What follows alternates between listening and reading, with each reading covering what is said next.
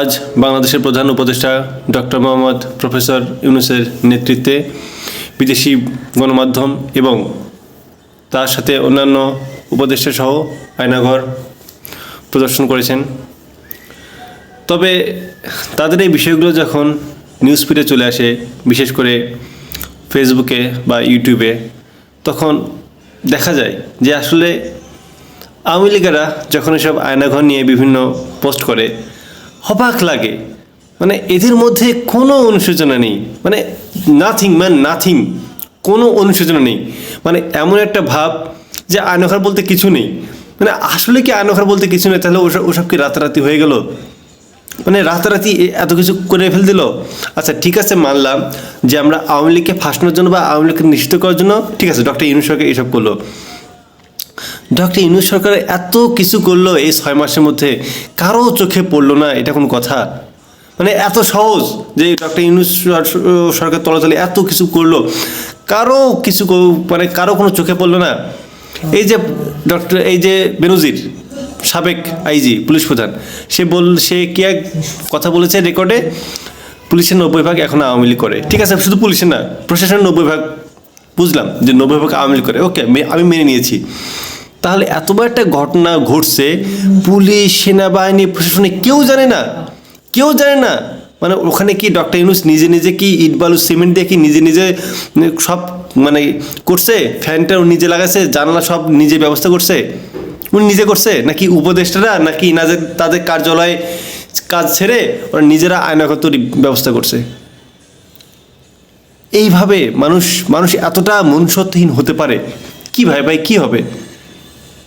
এই যে আওয়ামী লীগের বিভিন্ন টকশো চোখের সামনে আসে, তো মাঝে মাঝে একটু চালাই দেখি, মানে এদের কথা হচ্ছে যে আমাদের স্বাধীনতা নাকি লাল স্বাধীনতা, মেধাবীদের লাল স্বাধীনতা। এক জায়গায় ধর্ষণ হলেও কার দোষ? ছাত্রদের। এক জায়গায় অ্যাক্সিডেন্ট, ছাত্রদের দোষ। ছিনতাই, ছাত্রদের দোষ। আন্দোলন, ছাত্ররা কই?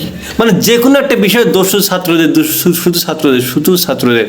অথচ যাদের এসব নিয়ন্ত্রণ করার কথা, ওই জায়গায় স্টিল নাও আওয়ামী লীগদের বাকশালীদের অনেক লোকজন এখনো বসে আছে।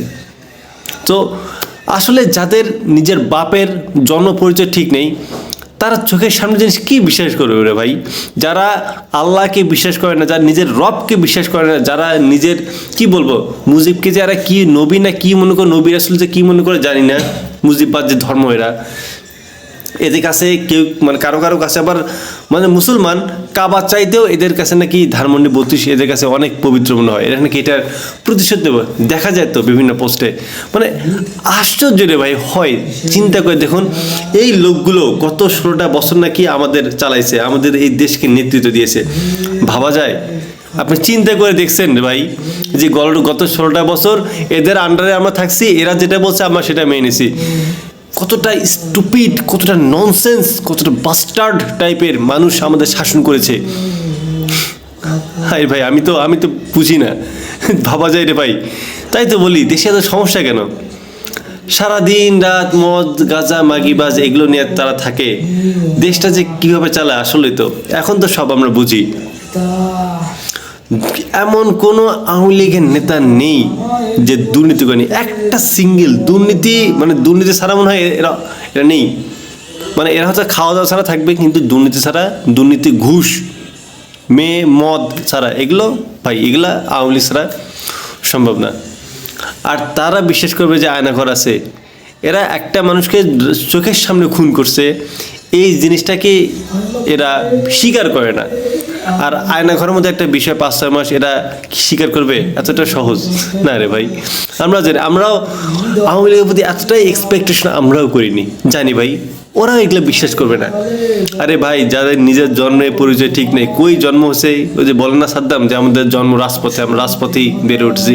আসলে ভাই, তোদের রাজপথে জন্ম হয়েছে, রাস্তায় তোদের জন্ম, তো রাস্তায় থাকবি। তো ওদের হচ্ছে অবস্থাটা ওটাই, যে যাদের জন্মটা হয়েছে রাস্তায় বেড়ে উঠেছে, তারা একটা ভদ্র পরিবেশে মানুষ কিভাবে বেড়ে ওঠে, তাদের জীবন তো তারা বুঝবে না, তাদের সাথে তারা মিলাতে পারবে না রে ভাই। অথচ এই লোকগুলো হচ্ছে আমাদের গত 16টা বছর আমাদের শাসন করেছে। অবাক অবাক হই। যাই হোক, আওয়ামী লীগের প্রতি কোনো আসলে আশা রেখে কোনো লাভ নেই রে ভাই। এরা আপনাকে মানে হাসতে হাসতে খুন করবে, মারবে। কেন জুলাই গণঅভ্যুত্থান দেখুন না, চোখের সামনে এমন কোনো অস্ত্র নেই যাদের কাছে ছিল না, মারতেছে মানুষকে, ছোট বড় শিশু মারতেছে। নারী পুরুষের কথা বলে না, নারী চোখের সামনে নারীকে ধর্ষণ করে, চোখের সামনে মানুষকে হত্যা করে। এদের মধ্যে কোনো মায়া নেই ভাই, এদের প্রতি কোনো মায়া নেই। যদি কোনোভাবে আওয়ামী লীগ যদি আবার ব্যাক করে, বাবা মানুষ মারবে, হত্যাযোগ্য মানুষ, তবুও এদের কোনো আফসোস থাকবে না। হ্যাঁ, দেখবেন যে আপনাকে হাসতে হাসতে মারতেছেন, এদের কাছে ক্ষমা বলতে কোনো কিছু নেই। এদের প্রতি ভালোবাসা আশাবাদী রেখে কোনো লাভ নেই। হ্যাঁ, এরাই হচ্ছে আওয়ামী লীগ। আর আমরা গত 16টা বছর এদেরকেই সমর্থন করেছি, আর এদেরই নেতৃত্ব আমরা মেনে নিয়েছি।